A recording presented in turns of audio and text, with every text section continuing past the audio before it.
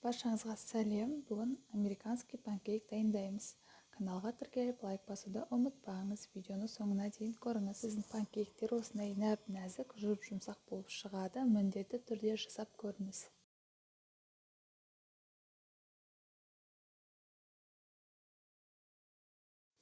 Бізге керек сүт, сары май, құмшекер, жұмыртқа, ұн және разрыхлитель керек. Ең алдымен жұмыртқа мен қантты араластырып аламыз венчиктің көмегімен.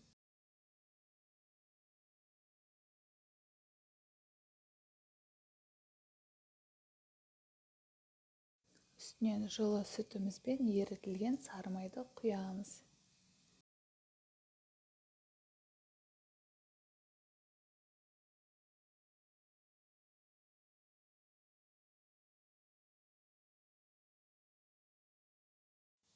Онымен қопсытқышты араластырып, салып, біркелкі масса болғанша араластырамыз.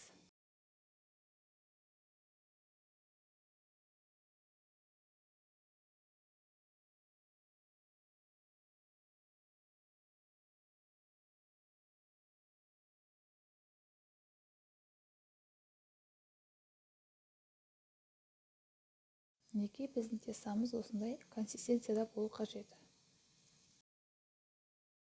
Қызып тұрған табада май құймай осылай пісіріп аламыз, екі бетін қызартып.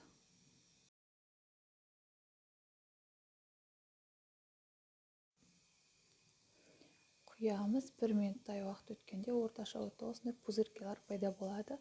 Сол кезде екінші бетіне ауыстырамыз. Осымен біздің панкейки дайын. Сіздермен болған Мадина.